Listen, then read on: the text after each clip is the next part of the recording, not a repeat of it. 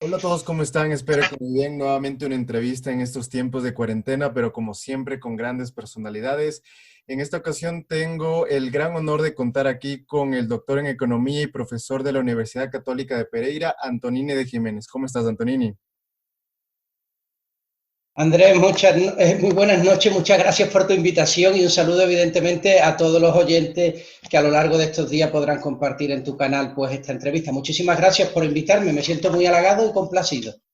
No, muchísimas gracias a ti de haber podido aceptar la entrevista y brindarnos ahora una gran cátedra como siempre estás acostumbrado a darlas en tus invitaciones. Y asimismo, para no ir perdiendo ni un segundo, por favor, cuéntanos un poco sobre tu trayectoria. ¿Quién es Antonini de Jiménez? Bueno, Andrés, pues mira, Antonini es un personaje claramente que se esconde detrás de una persona que ha dedicado sus 36 años de vida al intento por saber lo que las cosas son. Y eso lo ha hecho encadenado a un sinfín de horas de estudio en bibliotecas, pero fundamentalmente con la valentía y el coraje, no particularmente mío, sino esa fuerza indómita por querer saber que me ha llevado a lo largo del mundo a dar clases, a estudiar. Yo considero, siguiendo, y esto lo decía Heráclito el Oscuro, decía siempre que búscate a ti mismo, ¿no? Y ese búscate a ti mismo, pues ha sido la filosofía de mi vida, saber quién soy, pero de verdad, no español, economista, no, no, no, realmente, ¿por qué hago lo que hago? ¿Por qué pienso lo que pienso? ¿Por qué digo lo que digo? Y bueno, pues eso me ha llevado pues, a países tan estrambóticos, estrafalarios como Camboya, donde viví 2 años, la frontera norte mexicana.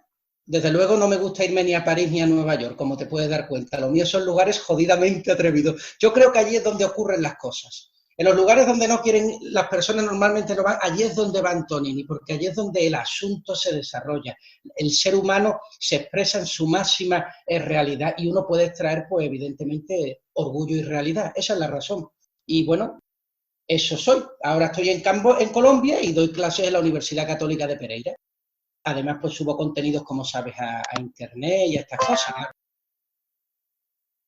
Y al transcurrir todos tus años alrededor del mundo, me imagino que debes de haber configurado unas ciertas ideas. No sé a qué política, a qué filosofía política te adhieres. Cuéntanos, por favor, tu primer encuentro con las ideas, por qué llegaste a esas ideas y por qué decidiste quedarte en ellas. Mira, Andrés, me gusta que me hables de ideas y no de ideologías, porque el hombre tiene ideas y las ideologías tienen al hombre. Yo el primer libro que me acabé enterito, tardé muchísimos años, hasta los 16 años yo no me leí ningún libro completo. Solo leía lo que me obligaban en la escuela. Y el primer libro, lo recuerdo, vivía en Irlanda, era el mono desnudo de Demos Morris.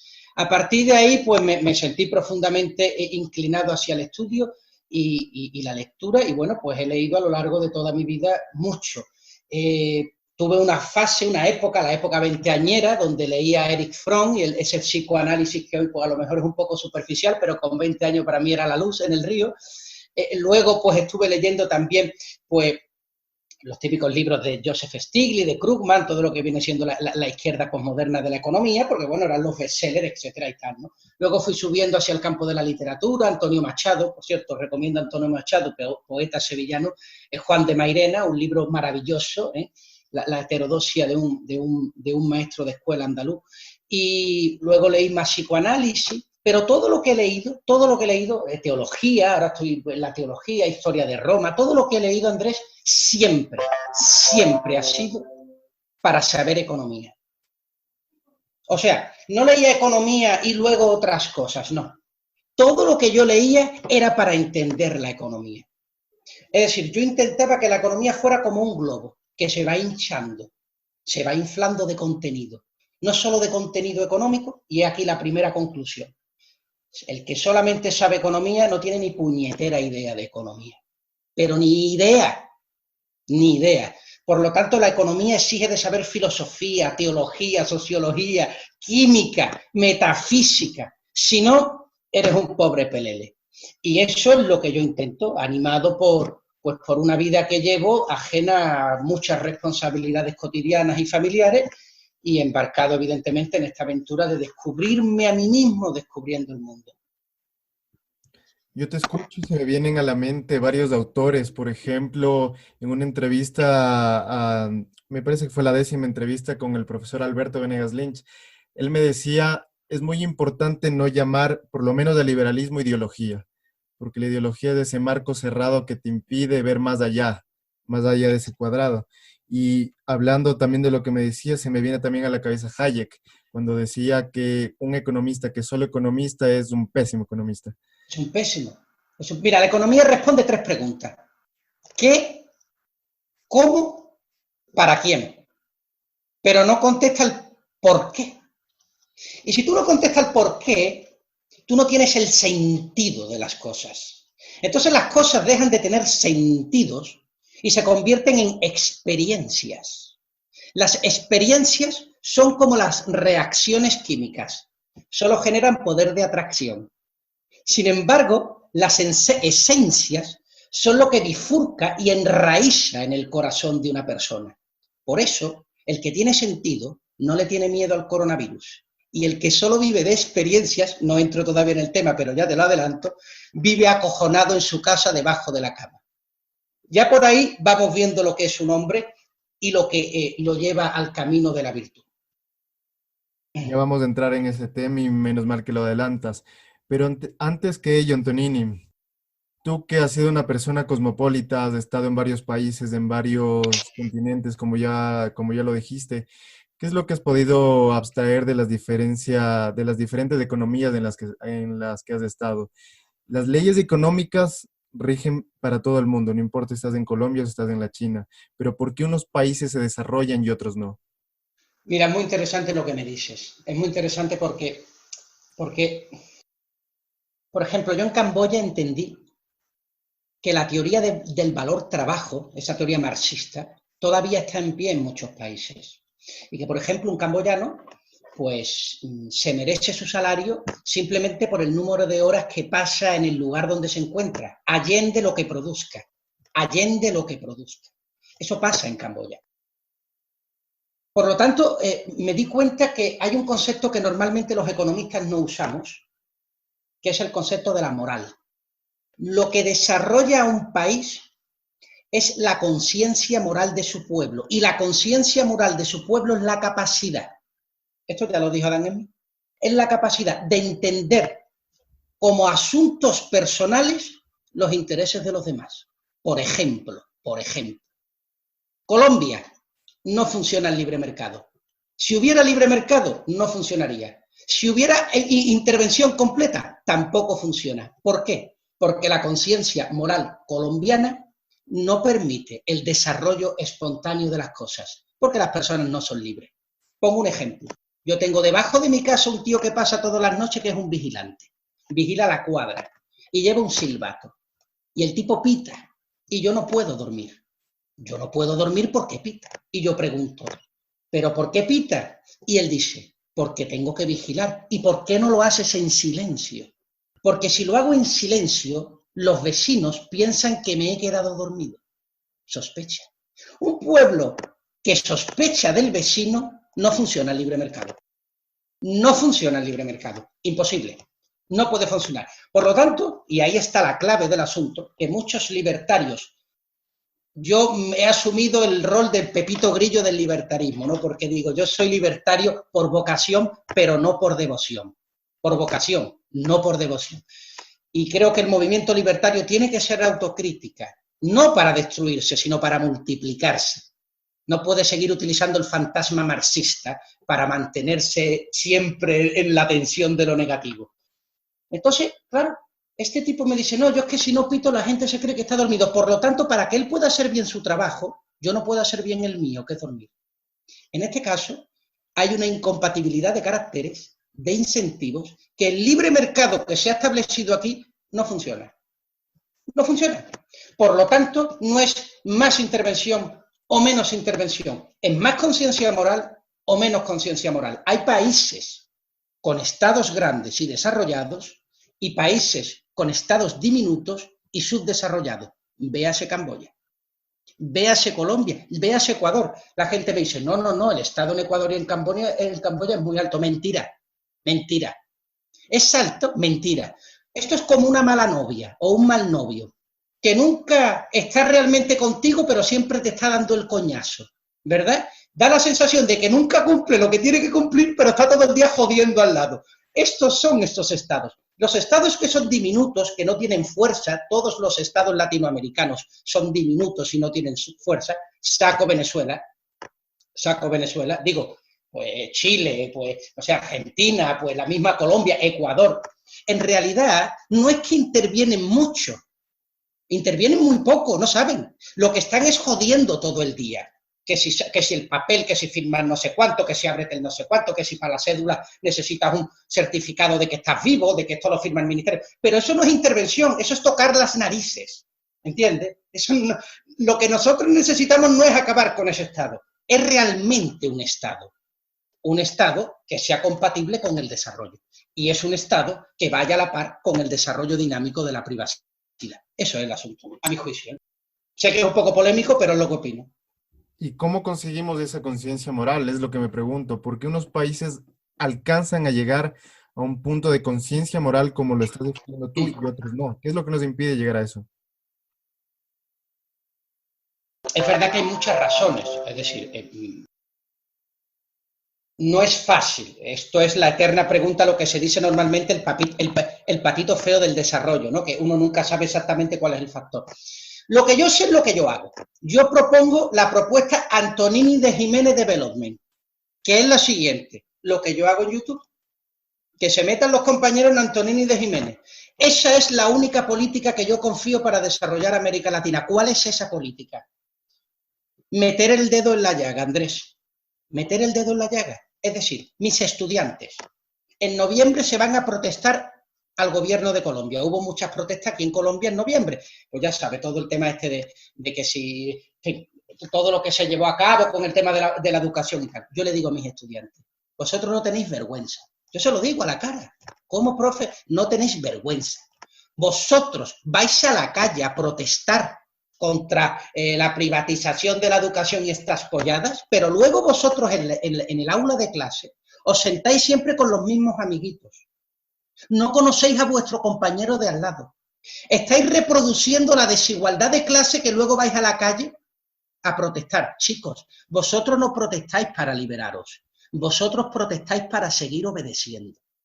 Ese es el asunto. ¿Qué hace Antonini para romper con eso? Se los coge a todo ello y se los lleva a la zona, ellos le llaman los mierderos de Colombia. No sé si en Ecuador tiene el mismo significado. Como las zonas peligrosas, como las zonas más pobres, como las zonas donde hay una poderosa atracción de negatividad. Y me lo llevo allí a dar clases.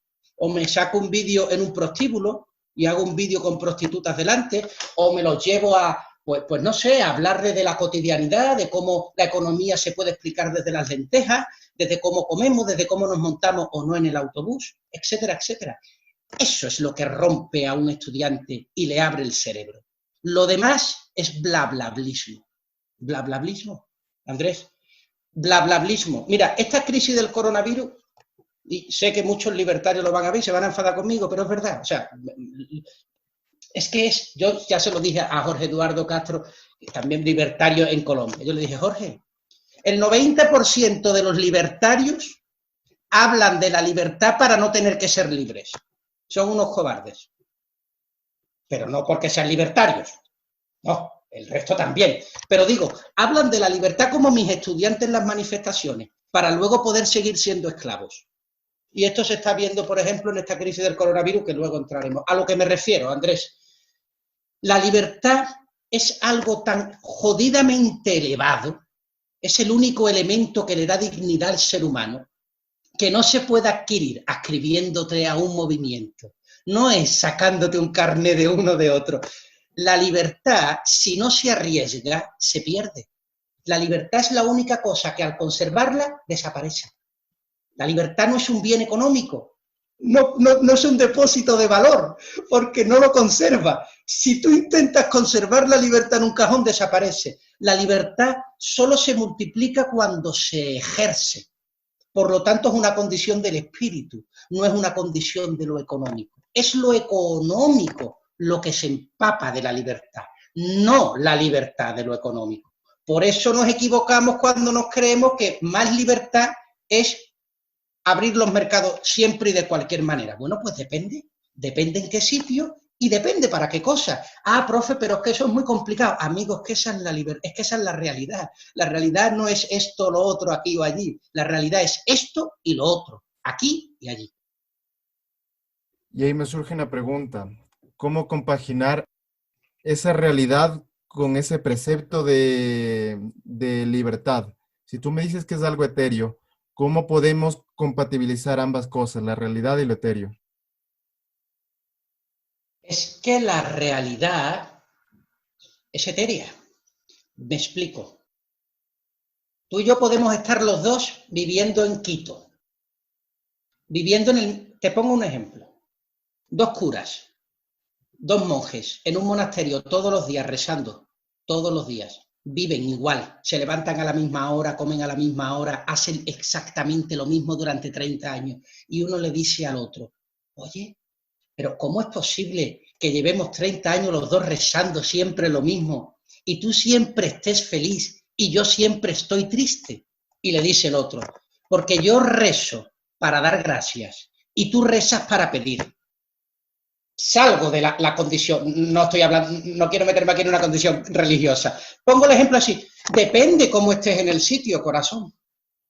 Y lo que te hace ese depende es ese concepto que tú llamas etéreo de la libertad. Una persona en la cárcel puede ser una persona libre y otro en la calle puede ser un puñetero esclavo del afán de novedades en un centro de comercial comprando todos los días gilipolleces. Pues depende. Eso es el asunto. Eso es lo que nos hace digno. ¿Y cómo se alcanza la libertad? Arriesgando nuestra vida, Andrés. No en un sofá, no escondidos, no encerrados, arriesgando nuestra vida. ¿Pero cómo? ¿Me tiro de un puente? No. Arriesgándola después de haberte dedicado al estudio y a la comprensión. Solo así una persona es libre. De otra manera es blablismo. No vale para nada. A mi juicio, no vale para nada. Ahora bien, trayendo la economía a la conversación, en una de tus lúcidas intervenciones recuerdo que dijiste que la economía funciona como un exceso de verdad. En cambio, la política funciona como un exceso de mentira. ¿Cómo conciliar ambas posturas para configurar instituciones funcionales? Pues una pregunta maravillosa la que tú me haces. Sí, la economía pone las cosas muy crudas y el problema es que las personas no queremos saber toda la verdad. Cuando nuestra novia, nuestro novio, nuestro padre, nuestra madre nos dice las cosas a la cara nos duele.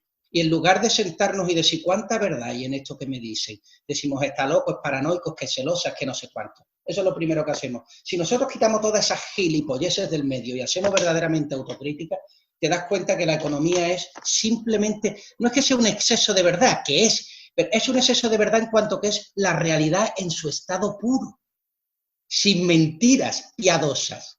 Pero claro, dice el Papa Benedetto XVI, el hombre necesita la verdad, pero sin amor es insoportable. Bueno, la economía es una verdad sin amor. Por eso jode tanto los economistas, por eso nos gustan los economistas, porque te dicen la verdad sin amor. Y la política solamente te da amor sin verdad. Entonces, en ese sentido, el político es uno que hace blablablismo. ¿Entiendes? La política da amor sin verdad, la economía da verdad sin amor.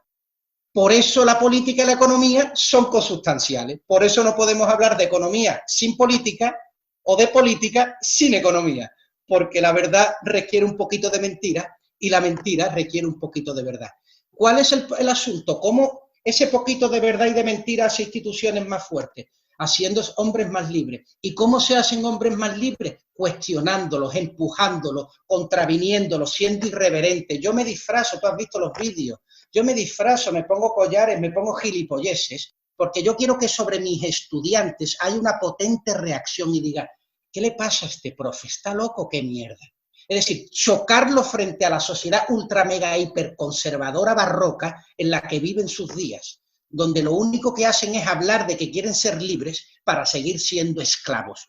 Por lo tanto, el asunto es tomar decisiones donde arriesgues tu vida, que te duelan, que no sean cómodas, que sean controvertibles y tener una esperanza hacia el futuro. Instituciones, nosotros de manera individual no podemos hacerlas. De manera individual solo podemos ayudar al otro.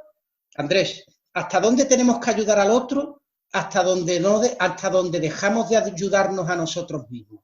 Es decir, cuando empezamos a ayudar a alguien a condición de desayudarnos a nosotros, les estamos jodiendo la vida, porque los estamos utilizando. Ya sabe que la izquierda ama mucho a la pobreza. ¿Sabes por qué, no? Porque la pobreza para la izquierda es el chivo expiatorio. Utilizan a los pobres para poder eximir sus culpas. Claro, se preocupan de los pobres de Australia, de Camboya, les importa una mierda, pero lo importante no es el pobre, lo importante es que así ellos se sienten bien. Eso no es ayudar. Solo ayuda al otro mientras que el otro esté lo suficientemente cerca de ti como para que no te abandones. Si te tienes que abandonar para ayudarlo, ya no le estás ayudando. No le estás ayudando, ¿eh? No le ayudas. Eso quería dejarlo claro para tus oyentes. Eso nos trae al tema del momento, que no podemos dejarlo pasar, y que ya los mencionaba antes, del tema del COVID-19. Estamos atravesando un momento histórico en el cual hay una sinergia entre desconfianza, pánico y confinamiento social. Un cóctel que alimenta sin duda ideales jovesianos más desaforados. Con todo ello, ¿crees que este sea el quiebre que necesitan los gurús del totalitarismo para poner a funcionar toda la maquinaria ideológica de control y vigilancia social? Ya lo están haciendo, ya lo están haciendo. O sea, a ver, el pueblo lo está pidiendo. El pueblo aplaude las medidas. El pueblo lo quiere porque todavía no hemos superado nuestra conciencia de esclavo. Andrés, el esclavo tiene una cosa muy buena, que vive tranquilo. No tiene el peso de la responsabilidad de la vida. Vive tranquilo. Una persona puede ser profundamente feliz siendo esclava. Una persona puede hallar sentido siendo esclavo. Una persona no necesita, en este sentido, la libertad para ser feliz. No la necesita. Por lo tanto, ¿me escuchas bien, Sebastián? Sí, no, es que parecía que se había ido. Por lo tanto, la pregunta no es ser feliz, porque se puede ser feliz siendo esclavo. La pregunta no es tener sentidos, porque se puede tener sentido siendo esclavo. La pregunta es qué felicidad, la pregunta es qué sentido. Por lo tanto, por supuesto, mira, una de las cosas que está pasando con el COVID, con las políticas de aislamiento, es que se está provocando lo que yo llamo la suspensión ética de la política. La suspensión ética de la política significa que por el miedo, las personas asumen cualquier situación, cualquier política, con tal de sentirse frágilmente protegidos. Entonces, por ejemplo, en España ahora con la política de Pablo Iglesias, que es un terrorismo prácticamente de Estado, eso es realmente lo peor que nos puede ocurrir, pues se están apoyando políticas como la renta mínima universal, políticas como el confinamiento obligatorio, como el control, el Big Data, simplemente porque en nombre de nuestra seguridad. Entonces, si nosotros no actuamos contra esto, levantamos nuestras voces, publicamos nuestros artículos y los profesores no levantamos la voz frente a este atropello, pues vamos a ser culpables, vamos a ser profundamente culpables de todo esto. Es muy difícil dejar de ser esclavo porque la libertad es incómoda, es dura, es difícil. No es fácil ser libre. Yo estoy viendo muchos compañeros libertarios que están apoyando el confinamiento. Yo el 8 de mayo publiqué un artículo Quo Vadis Coronavirus. Hasta entonces yo no había escuchado a nadie criticando las políticas de aislamiento públicamente. Hay un tipo en Argentina un poco loco como yo que se peina así, Javier Milei, ¿no? Javier Milei empezó diciendo que nos teníamos que quedar en casa, que el Estado era maravilloso. 7 días después se dio cuenta del atropello y dijo, no, que mejor no, que lo contrario, que volvamos otra vez a la libertad. Es decir, que no es fácil defender la libertad, Andrés, no es fácil. A mí me han llamado amigos diciendo, estás loco, ¿qué haces publicando esto?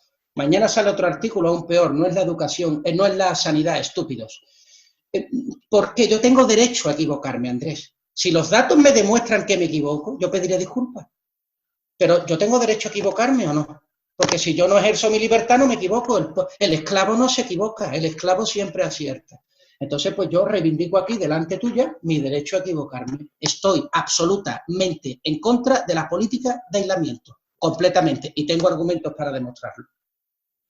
Cuéntanos, por favor, un poco de esos argumentos. ¿Qué podemos hacer ante todo este caos que se está dando? O sea, muchos, por no decir todos los países, han adoptado estas medidas de confinamiento. ¿Cuál es la alternativa? Bueno, mira, antes de contarte la alternativa, que es muy simple, te quiero explicar exactamente por qué no la hemos cuestionado. Y no la hemos cuestionado no porque tengamos miedo al virus, eso es mentira. Porque la tasa de mortalidad del virus es ínfima, ínfima. ¿Por qué entonces? Y ahora explicaré por qué no nos parece ínfima y nos parece muy, muy grande. Nosotros lo que le tenemos miedo es a la vida, no a la muerte. Mira, cuando una persona vive su vida como un desgraciado, me refiero con desgraciado a que no tiene afanes, a que no tiene voluntad, a que no tiene vocación en su vida, a que siente que la está perdiendo constantemente, le entra miedo a perderla. Sin embargo, una persona, por ejemplo, que tiene su vida con vocación, que la vive con espíritu, que la llena cada día de fundamento y de sentido, no tiene miedo a morirse. Vive la vida, vive la muerte con condescendencia. Mira, el virus llegó de China, pero el miedo al virus lo crearon los europeos. Fundamentalmente, yo sé lo que es Europa, porque yo soy europeo. Mis amigos son españoles, yo soy español. Da vergüenza. Umberto Galimberti, el italiano, escribió El tramonto de Occidente, que es la caída de Occidente, ¿no? El atardecer de Occidente. Es un continente cagado de miedo. Quieren ser funcionarios, pero no porque tienen una aspiración al servicio público, sino porque no quieren comprometerse con la vida. Están acojonados y prefiere que alguien piense por ellos. Ese es el miedo. Ahora bien, ¿qué es lo que hay que hacer? Todo Dios a la calle a trabajar. La población de riesgo aislada. Se multiplica durante los próximos 3 trimestres 4 veces el gasto sanitario en emergencias médicas. Y se establece un plan, pero si es que estas son cosas anodinas, y se establece un plan de emergencia sanitaria y financiero para las personas de alto riesgo que en ese sentido no puedan trabajar. Alto riesgo, gente mayores de 70 años. El resto del mundo a trabajar, a la calle, que se infecten y que salgan inmunizados de la infección. Se acabó de tonterías. Eso es lo que hay que hacer, Andrés. No hay que hacer nada más. Si no, mira, haber dado a los médicos la potestad para que gobiernen, esto lo dice Aristóteles en Política, en el libro 1 de Política. Es que esto ya está dicho, no me lo estoy inventando. Cuando tú le das a los médicos la dirección de las políticas públicas, ellos son los que están diciendo que nos aislemos, lo que estamos haciendo es convertir la sociedad en un hospital. Y una sociedad, amigo mío, no es un hospital. Porque las personas no solo se mueren, hacen otras cosas aparte de morirse de enfermedades. Se mueren de depresión, se mueren de hastío, hay otras cosas, ¿entiendes? Pero esto es lo mismo que la gente cuando equivoca que un buen empresario es un buen político. Pues no, porque un país no es una empresa. Libro 1, Aristóteles. ¿Ya? Entonces, si tú le das a un empresario la dirección de un país, convierte el país en una empresa. Si tú le das a un médico la dirección de un país, convierte al país en un hospital. Efectivamente, lo que está enfermo es la sociedad. Tú y yo estamos de puta madre aquí en casa, aburrido, perfectamente, cantándole a Dios. Quien está muerto y moribundo es la sociedad ahora mismo. La sociedad está en cuarentena. ¿Por qué? Porque le hemos dado a los médicos la potestad de algo que no tienen, deben de tener. Y nosotros, por miedo a ese miedo a vivir, le estamos dando toda nuestra maldita vida. Es indignante. Y desde aquí aclamo, es indignante apoyar la política de aislamiento. Indignante. Indignante. ¿Cuántas personas han muerto en el mundo? 100.000 personas han muerto en el mundo. Primera cosa, distingamos los que mueren con coronavirus de los que mueren de coronavirus, que no es lo mismo. Y quien me diga que es lo mismo, entonces no ha leído a David Hume. Y hay distinguido causa de efecto. David Hume ya nos dijo claramente, pero para eso hay que leer a David Hume. Si no, entonces no se sabe, que si yo veo todos los días salir el sol, eso no quiere decir que la Tierra, eso no quiere decir que mañana el sol vaya a salir, bueno, en este caso es la Tierra, pero bueno, lo digo. Simplemente es la experiencia, es el hábito lo que nos lleva a decir que mañana va a salir el sol. pero no tenemos ninguna razón convincente para explicar qué pasaría en el caso de que no sucediera. Por lo tanto, no conocemos la causa de las cosas. Primera distinción, morir con coronavirus de morir de coronavirus. Eso es lo primero. Segundo, me dice, es que colapsa el sector sanitario. Pero si el sector sanitario está colapsado en América Latina desde que se creó, si hay 8 camas en Colombia, 8 respiradores, es decir, el sistema ya está colapsado. Por lo tanto, da igual que nos aislemos, se colapsa. Esto quiere decir que entonces no es un problema de que se colapse el sector público, el sector sanitario, porque ya está colapsado. Es decir, nosotros podemos seguir trabajando, podemos seguir produciendo, podemos incrementar nuestra inversión en sanidad, y además vamos creando el sistema inmunológico para protegernos del virus. Porque yo digo, vamos a esperar a la vacuna, y si el virus muta, porque el virus podrá mutar, ya no nos valdrá la vacuna, esperamos a la siguiente, y cuando llegue la siguiente, esperamos a la siguiente. Todo esto es política posmoderna de izquierda. Todos los libertarios que apoyen el aislamiento, Andrés, te lo digo en tu canal para que sea primicia, todos los libertarios que apoyan el aislamiento son izquierdas posmodernas sin saberlo. La izquierda posmoderna que viene desde Descartes y que llega hasta Foucault filtrada, solo tiene un principio, que es el del extremo subjetivismo, que es que uno, la parte, es igual al todo. Una vida es igual a todas las vidas. ¿A qué te suena esto? El médico, para el médico una vida son todas las vidas, pero para la sociedad una vida no son todas las vidas, porque la sociedad aplica la ley de lo relativo y el médico aplica la ley de lo absoluto.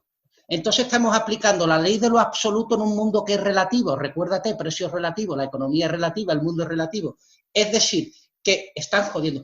El ecologismo, el animalismo y el feminismo, que son el tridente de la izquierda posmoderna, la santa trinidad posmoderna, animalismo, ecologismo y feminismo, es la política de la intimidad, la política del cuidado, la política de que un perro vale lo mismo que un niño, y aquí en Colombia a los perros se le ponen nombres de personas y se le lleva, coño, al veterinario y a la iglesia, carajo, ¿entiendes? Esa política de que al que le guste los toros está contra los animales, porque los animales y el hombre están a la par en el reino de Dios.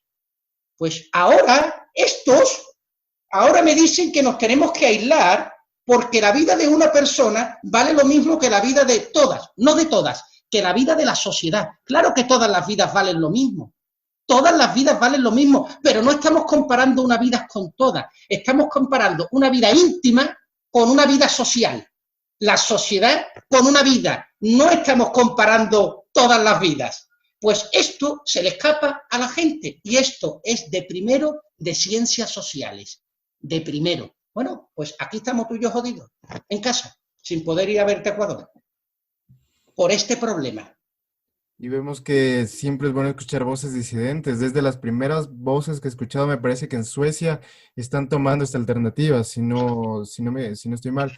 Lo que vemos es que estamos entrando a un callejón sin salida, porque si muy bien lo dices tú, el sistema en América Latina está totalmente colapsado desde antes de que llegue cualquier coronavirus o cualquier ébola o cualquier lo que sea. Ya está colapsado, y el punto es que, bueno, nos distanciamos un momento, pero dicen que esto va a durar siquiera unos 18 meses. ¿Qué vamos a hacer esos 18 meses? ¿Cómo vamos a producir? Eso es lo que a mí me tiene un poco desconcertado. No, va a pasar una cosa, Andrés, muy fácil. El mes que viene estamos ya todos en la puñetera calle trabajando. Eso es lo que va a pasar. Vamos a ver. El ser humano tiene la capacidad de decir una cosa y la contraria muy rápido. Nada más que cambian sus circunstancias personales, piensa lo contrario. Una persona piensa hoy esto y mañana lo otro en función de cómo está sentada. Por lo tanto, esas mismas personas que hoy apoyan el confinamiento, dentro de un mes van a decir, hombre, no, pero hay que salir ya porque la economía, porque no sé qué, no sé cuánto. Entonces, ¿por qué mierda hemos estado haciendo este mes un puñetero confinamiento y cargándonos la economía? Señores, ellos deberían de decirte, en honor a la verdad, mira, Antonio, porque no me he buscado a mí mismo, porque no he seguido al oráculo de Delfos para saber quién soy realmente, porque en realidad soy una piltrafa acojonada que me dedico a leerme 4 libros, a recitarlo de memoria y a hacerme el intelectual por las calles con las gafas redondas de Juan Carlos Monedero. Pero no tienen la valentía para decir eso a la puñetera cara. No la tienen. Y como no la tienen, pues tenemos que aguantarlos. A toda esta patraña, aguantarlo, y nosotros aquí jodidamente encadenados. Si esta gente arriesgara su vida con conocimiento, no tendríamos este problema. Me jode que América Latina se ha tirado toda su puñetera vida criticando a Europa, que las políticas del FMI, que las políticas del Banco Mundial, que nosotros somos una sociedad diversa y que tenemos nuestro bla, bla, bla y que nuestra sensibilidad. Y ahora que tienen autonomía para decidir cómo carajo gestionan el coronavirus, todo lo que llega de España se lo están comiendo enterito. Colombia, todo lo que dice Pedro Sánchez se lo traga. España incrementa el aislamiento, Colombia lo incrementa. Colombia lo reduce. Eso está haciendo. Por lo tanto, lleguemos a las conclusiones a las que hay que llegar. América Latina ahora hace mal copiando a Europa cuando no debería de seguirla, y cuando debería de seguirla no la sigue y entonces hace mal. Es el neurótico en una casa que sigue la corriente cuando la corriente del río te destruye y que no la sigue cuando la corriente del río te favorece. Pura neurosis latinoamericana, que esto heredada de los españoles, que son, por cierto, bastante neuróticos. O sea, que no es que los españoles no seamos neuróticos. Así que sí, esa es la contradicción. Dentro de un mes volveremos a trabajar, pero bueno, lo haremos poco a poco, en fin, con este rollo y evidentemente habrá cambios, no van a ser cambios. No es que vayamos a salir ahora y esto vaya a ser, pero yo aspiro a que va a haber algunos cambios. Mira, por ejemplo, no pienso que estemos cayendo en el fin del capitalismo, como dice Slavoj Žižek. El capitalismo es un resultado de la conciencia moral de un pueblo, no es un puñetero extraterrestre que viene de fuera y lo tenemos o lo podemos echar. No, es el resultado de las formas de hacerse de las personas. Es eso. El capitalismo es eso. Por eso el capitalismo no se puede cambiar. Por eso el capitalismo no está en riesgo. Tú escribes un libro contra el capitalismo, fomentas el capitalismo. Tú te pones desnudo en medio de la calle contra el capitalismo, fomentas el capitalismo. Tú dices que el capitalismo se va a acabar ahora con la crisis del coronavirus y vendes más periódicos, fomentas el capitalismo. Señores, que el capitalismo somos nosotros. Nosotros somos el capitalismo. No es algo que está allá afuera esperándonos en la calle. Nosotros tenemos una conciencia capitalista y se acabó. El problema es que la izquierda la tiene y no lo reconoce. Por eso entra en la contradicción de ir en un Ferrari con el tatuaje del Che Guevara. Voy en un Ferrari, sí, pero es un Ferrari solidario. Ahora, eso me trae a un punto que me preocupa bastante. Sucesos extraordinarios traen consigo también políticas extraordinarias. No es de extrañar que en todas las crisis se implementen medidas temporales que terminan durando más que la misma crisis, como es el caso de los impuestos progresivos en tanto la herencia, el patrimonio, la renta que se implantaron entre Primera y Segunda Guerra Mundial y los tenemos hasta ahora como algo que no hay debate, eso va porque va. ¿Crees que este escenario legitime un nuevo New Deal, por así decirlo, a nivel mundial? Hay ciertas cosas de esta crisis que permanecerán, otras que no.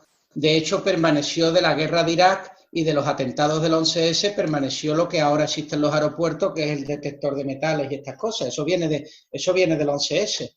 Eso se mantiene. Hay ciertas cosas que se mantendrán. Aquí la cuestión no es qué cosas se mantendrán. Aquí la cuestión es ver cómo eso afectará a las economías. Y yo tengo una teoría que es clara. Los países que son libres, los países que realmente son libres, son muy pocos los países libres, la verdad, pero los que sí son libres, libres en el sentido que tienen una conciencia moral lo suficientemente desarrollada, la crisis los beneficiará. Mira, cuando uno se pone a mirar la crisis, por ejemplo, la Gran Peste de 1345, uno se da cuenta que los resultados de esa peste que mató a 50 millones de personas, no a 100.000, a 50 millones de personas, eso fue los orígenes de la revolución agrícola, de la revolución en el campo, de las revoluciones tecnológicas en el campo que posteriormente van a dar lugar a la revolución industrial inglesa. Ya sabe que la industria y la agricultura están unidas. No hay industria sin agricultura, pero tampoco hay agricultura realmente si no hay industria. Por lo tanto, hay países que los beneficiarán. A otros, a los países menos ricos, a los más pobres, como América Latina, padecerán. Por ejemplo, la primera consecuencia de esto va a ser, evidentemente, una crisis profunda de desigualdad, que ya la tenemos, que ya la estamos viviendo y que va a seguir desarrollándose en estos días. ¿Me escuchas, Andrés? Porque es que a veces se corta. Y esa crisis de desigualdad pues va a ser cada vez más acuciante aquí en América Latina. Es curioso que estamos hablando de proteger a las personas más pobres, Y sin embargo van a ser las que más lo padezcan con la crisis. Es decir, esta política de aislamiento tiene consecuencias económicas nefastas para la pobreza y para la desigualdad. Nefasta. Es curioso que la izquierda, que tanto se preocupa por la pobreza y por la desigualdad, esté apoyando esta política de aislamiento obligatorio y general. Lo entiendo que la apoyen porque ellos aman el Leviatán. Mira, ahora ha pasado en España una cosa. Ahora en España en Semana Santa se nos ha prohibido salir a los que somos católicos. Sin embargo, a los musulmanes ahora con el Ramadán se les va a dejar salir. Esto explica que esta crisis es una crisis ideológica, no es una crisis sanitaria ni económica. Es una crisis política en el sentido griego. Es una crisis de libertad. Lo que está en juego es la libertad. No está en juego ni la vida, ni que son tonterías que hablan, ni la economía. Es la libertad. Esa es la fuente que estamos perdiendo. La economía se recuperará. La libertad, amigo mío, no es tan fácil recuperarla. No es tan fácil. Tú me hablabas de que esto lo sobrevivirán con creces los países libres. ¿Cuáles son para ti los países libres? Hombre, países libres, no hay países libres en absoluto, pero evidentemente hay países más libres que otros. Por ejemplo, para mí Alemania lo es, para mí los países Suecia, Finlandia, Suiza, Dinamarca lo son también. Inglaterra más que Francia, Francia más que España, España más que Colombia, Colombia más que Ecuador, Ecuador más que Bolivia. Eso es, hay un grado, o sea, hay una escala, no es tal país libre, ¿no? Que estos son libres que van saltando, no, eso no existe, pero evidentemente que hay grados. Es decir, Alemania es un país con una infinita conciencia moral muy superior a Italia o a España, por ejemplo. Pues a Alemania le va a ir infinitamente mejor que a nosotros, por ejemplo. Le va a ir mejor y le va a ir mejor a Inglaterra, pero a Inglaterra le va a ir mejor que a Irlanda. ¿Entiendes? Esto es así. Y a España pues le da lo mejor, un poquito mejor que a Grecia. Pero ya, ¿entiendes? Es decir, eso es. O sea, pero no hay una escala de este es libre y este es esclavo. Pues no. La libertad no se cierra. La libertad es como hemos dicho, un atributo del espíritu y este no se consume, sino que se multiplica como el fuego. O sea, yo diría eso, claro. Ahora bien, ya para ir terminando este tema, vemos que, por ejemplo, a un gobierno chino utilizando tecnología de punta para vigilar y controlar a su población en niveles orwellianos. Pero no solo, también vemos, por ejemplo, el gobierno italiano que desplegado, perdón, drones para identificar a aquellos que violen la cuarentena. Y asimismo, el gobierno surcoreano ha desarrollado ciertas aplicaciones que identifican a los contagiados. ¿Qué en este escenario podemos sacar de positivo y qué para la posteridad estaríamos poniendo muy en peligro lo más sagrado que es la privacidad? No, yo tengo hay un artículo que está publicado, lo pueden leer los compañeros, está en Facebook, Antonini de Jiménez, que es el Leviatán y el COVID-19, donde yo hablo que si nosotros fuéramos moléculas, simplemente moléculas, células, tendría sentido aplicar las políticas de aislamiento de China. Claro, porque si nosotros solo fuéramos una molécula o una cédula, pues tendríamos que tener mucho miedo de un virus, pero lamentable o afortunadamente, no somos una molécula. Estamos compuestos de moléculas o de células, pero no somos las células. Esto es el fallo típico que caemos en el determinismo científico. Esto es, por ejemplo, cuando me decía un ateo de la Sociedad Atea de Bogotá, vino a Pereira y se tiró 3 horas diciendo pues que el hombre era básicamente un mono y que en realidad, y que Darwin, y que su madre, y que para acá y se para acá. Yo levanté la mano y yo le dije, los hombres podemos pasar 3 malditas horas diciendo que somos monos, pero los monos no se pueden reunir en un anfiteatro durante 3 horas y decir que son hombres. No caigamos en la puñetera sinécdote conceptual, que es confundir el todo con la parte. Claro que biológicamente o cromosomáticamente somos un mono, pero somos más, es decir, ¿entiendes? Eso pasa por no estudiar filosofía. Y entonces caemos en los determinismos, también en el determinismo científico, que es lo que está apoyando a los médicos para que sean los que controlen la vida pública de las sociedades. En lugar de nuestros mejor o peores representantes políticos, mejor o peores, no entro, cuando Duque sale, el presidente de Colombia, a decir que va a durar el confinamiento 15 días más, a su lado salen 2 médicos. ¿Por qué carajo tienen que salir 2 médicos si yo no los he votado? ¿Quiénes son esos? Si yo no los he votado, si no representan la soberanía popular. ¿Qué hacen ahí? determinismo científico. Nosotros somos células y los que mejor conocen las células son los médicos. Por lo tanto, que manden los médicos.